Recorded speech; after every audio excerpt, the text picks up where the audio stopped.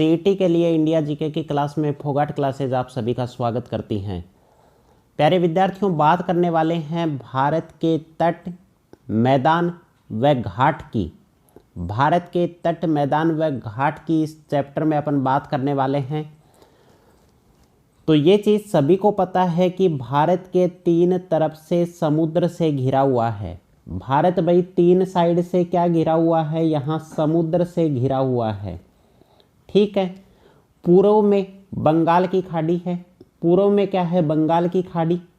पश्चिम में अरब सागर और यहाँ दक्षिण में क्या है? ये नीचे हिंद महासागर। भारत तीन और तरफ से क्या है? समुद्र से घिरा है। भारत के पूर्व में बंगाल की खाड़ी, पश्चिम में अरब सागर और दक्षिण में हिंद महासागर स्थित है। भारत की मुख्य भूमि की तटरेखा, तटरेखा कौन सी है भाई? जो समुद्र से जो सीमा लगती है, मतलब यहाँ से जो सीमा लग रही है, ये वाली सीमा जो ब्लू कलर की आपको दिख रही है। भारत की मुख्य भूमि की तटरेखा की लंबाई कितनी है? 6100 किलोमीटर। इस रेखा की लंबाई कितनी है? 6100 किलोमीटर। यहाँ पे क्या है? लक्षद्वीप है, अंडमान निकोबार जो द्वीप समूह है।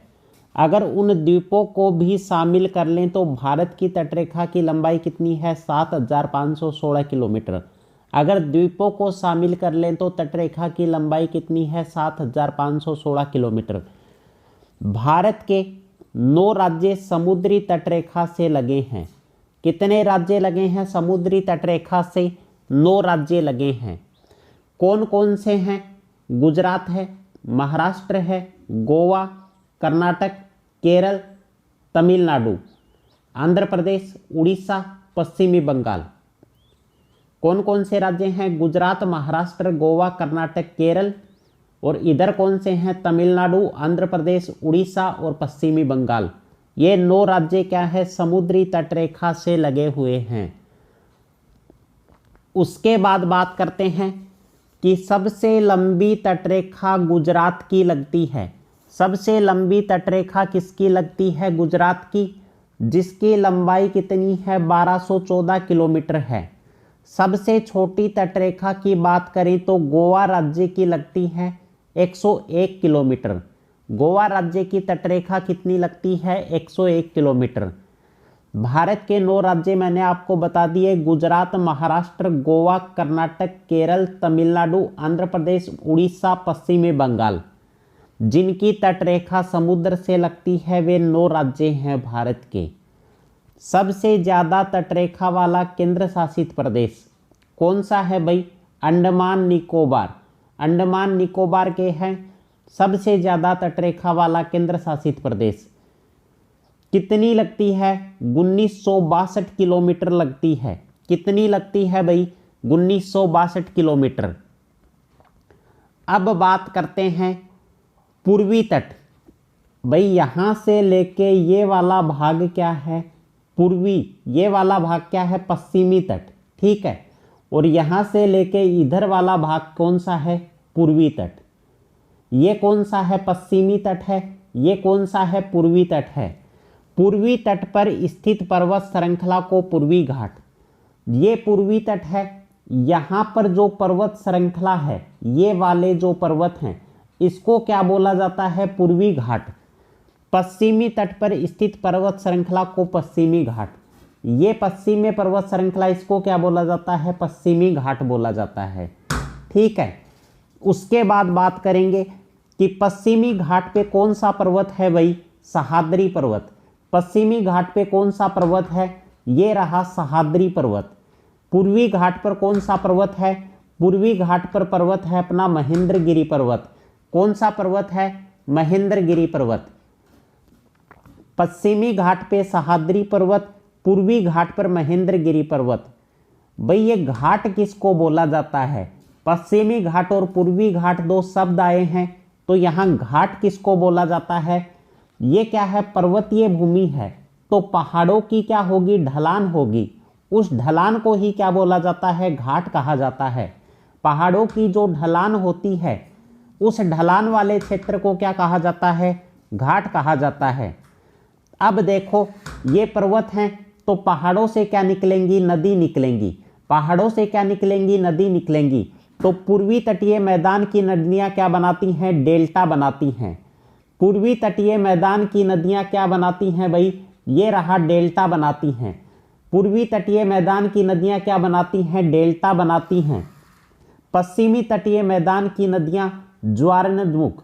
पश्चिमी तटीय मैदान की नदियां क्या बनाती हैं? ज्वारनदमुख बनाती हैं।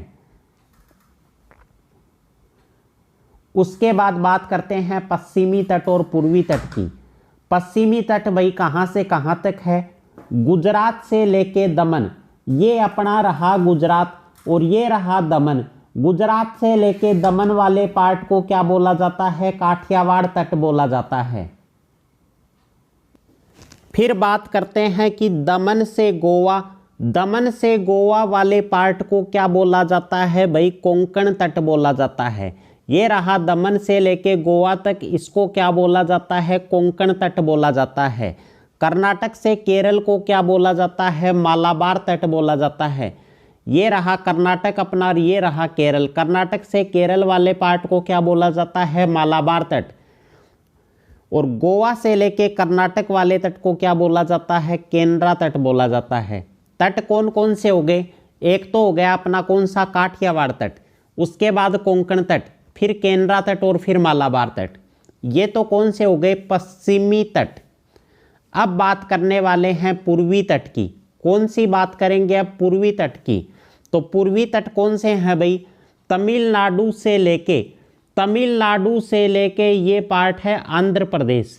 तमिलनाडु से लेके आंध्र प्रदेश वाले पार्ट को क्या बोला जाता है? कोरोमंडल तट। क्या बोला जाता है भाई? कोरोमंडल तट। और आंध्र प्रदेश से लेके पश्चिमी बंगाल, आंध्र प्रदेश से लेके पश्चिमी बंगाल डेल्टा क्षेत्र, यहाँ से लेके यहाँ वाले क्षेत्र को क्या बोला जाता है? डेल्टा क्षेत्र बोला जाता है। अब देखो नीलगिरी की पहाड़ी, नीलगिरी की पहाड़ी कहाँ है भाई? एक लाइन रह गई यहाँ पे कि जिस स्थान पर पश्चिमी घाट और पूर्वी घाट मिलते हैं।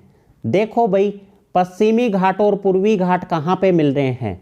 पश्चिमी घाट और पूर्वी घाट मिल रहे हैं यहाँ नीलगिरी की पहाड़ी।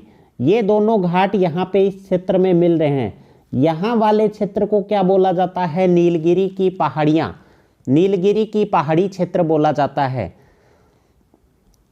जहाँ पे पश्चिमी घाट पूर्वी घाट मिलते हैं, नीलगिरी की पहाड़ी क्षेत्र। नीलगिरी की पहाड़ी क्षेत्र की सर्वोच्च चोटी पूछ ली जाती है एग्जाम में। तो सर्वोच्च चोटी कौन सी है इस क्षेत्र की? इस क्षेत्र की सर्वोच्च चोटी कौन सी है? दोड़ा बेटा। इस क्षेत्र की सर्वोच्च चोटी कौन सी है? दोड़ा बेटा। नीलगिरी की पहाड़ी का उपनाम क्या है? पहाड़ियों की रानी। नीलगिरी पहाड़ी क्षेत्र का उपनाम क्या है भाई? इस क्षेत्र का नाम है पहाड़ियों की रानी। यहाँ पे प्रसिद्ध स्थान कौन सा है? ऊटी। यहाँ पे प्रसिद्ध स्थान कौन सा है? ऊटी, जो क्या है भाई? टूरिस्ट पैलेस है, बहुत ही शानदार जगह है घूमने की। उसके बाद बात करते हैं उड़ीसा। उसके बाद किसकी बात करते हैं भाई?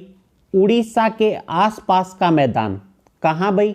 उड़ीसा के आसपास का मैदान महानदी का डेल्टा उत्खनन मैदान नाम से जाना जाता है।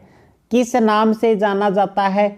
महानदी के उत्खनन मैदान के नाम से जाना जाता है। अब बात करेंगे कि पूर्वी घाट और पश्चिमी घाट, पूर्वी तट और पश्चिमी तट। आगे बात करने वाले हैं कि पूर्वी तट है वो कृषि के लिए क्या है? उपयुक्त माना जाता है। पश्चिमी तट कृषि के लिए उपयुक्त नहीं है। और यहाँ पे पूर्वी तट कृषि के लिए उपयुक्त होने की वजह से यहाँ पे क्या है?